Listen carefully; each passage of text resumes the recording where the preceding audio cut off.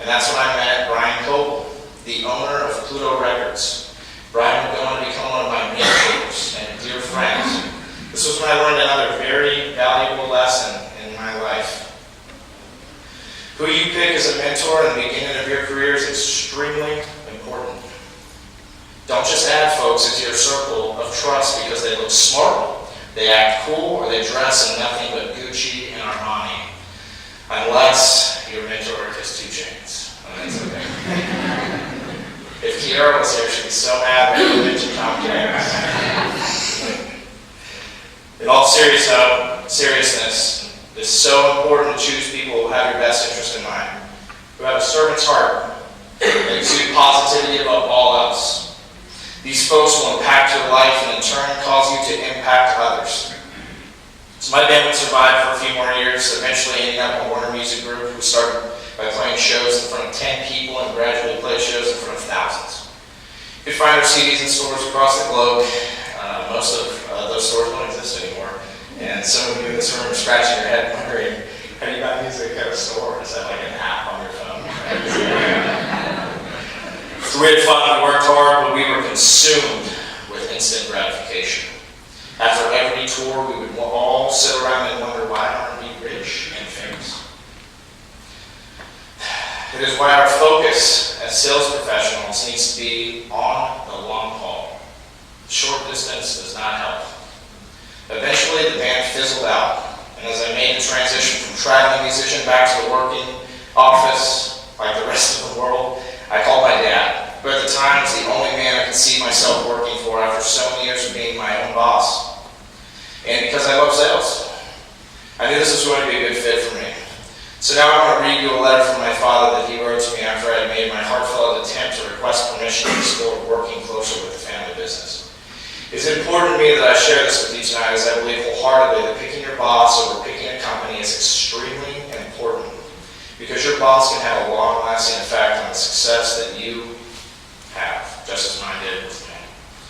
For those of you who do not know, my father was my best friend. This is going to be difficult. I printed this on the same letterhead that he gave it to me too. I shouldn't have done that, because it's already messing me up. Dale, first I'd like to apologize for my lack of response to your letter. I was a bit shocked by it, but was very excited about what you had to say. Dale, this business has been an incredible blessing to our family. I dedicated it to the Lord back in 1986 and made a commitment that I would run it to the best of my ability, but that I would need God's divine intervention to see it through the trials and tribulations that we were going through. See, Dale, when I came to know the Lord, I had a business partner, and I told my partner about my conversion to Christianity. He wanted no part in it. I told him that we needed to change some things that I knew were not being done with integrity and truthfulness. Well, it was shortly thereafter that we split up, and I'll share that story with you someday. That is a great story. The long story short was that I bought the business from my partner, and once all the dust had settled, I got a handle on the financial condition of the company. I found that it was $1 million in debt. Through my newborn faith, though, I knew that God would see me through these times, and that He would use this testimony to help others in years to come. And while approximately 8 to 10 years later, we became debt-free. In that time, we rented our office space, we paid cash for machines and supplies to our manufacturer, but because of the proverbial cash flow, things have always been a challenge and a struggle to grow this business.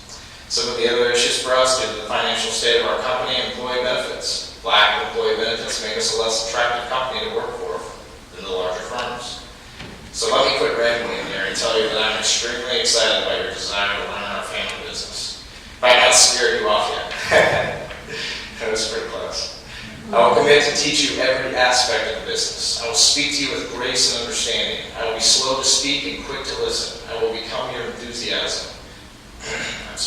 I will welcome your enthusiasm and your ideas. I will have compassion for you as you learn the business. And remember that I will still make decisions that you might not understand or agree with. But I will welcome your intervention and your questions. I will take time to explain to you those decisions. Dale, remember that my mentoring is so that you can run this business someday, remembering that money going through the business will eventually be your responsibility. The employees and their families' welfare will become your responsibility as well. I continually ask God for wisdom and direction daily. and see His hand continually intervene with the operation of this business. Even your desire to get involved and learn this business is a gift. The energy and excitement that you can bring to this business will be infectious. Your ability to help grow this business is a reality, and I look forward to seeing you do so. I'm excited about the next phase of your life. I'm excited about your marriage to Shauna, my new daughter, and the decisions that you have made about housing and supporting this new family of yours. I want to see you follow through with your commitments to this business, and rest assured, I will. God will honor your commitment, and you will prosper. Remember to keep your eyes focused on Him, and I look forward to working with you. Your loving earthly Father.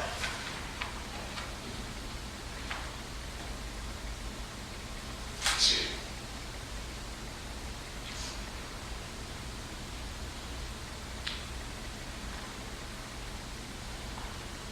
And you see, when I started this speech tonight, I told you that I had thought back to when I was graduating.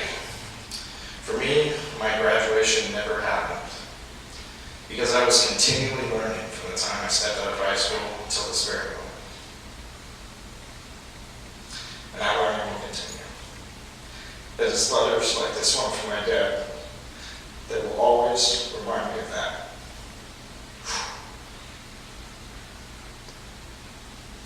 Something else I realized as I progressed in my career and experiences is that I've been a sales guy my entire life. I sold my mom on grounding me.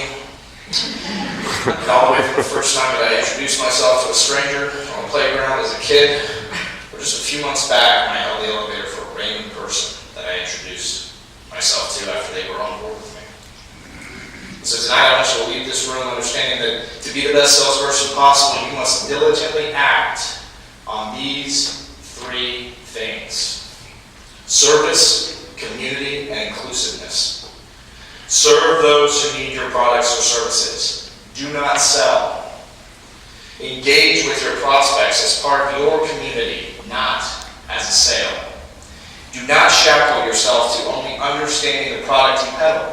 An elite salesperson is an advisor who can recommend any type of solution to any kind of buyer, whether you sell it or not. There's a better term for this type of salesperson: a friend.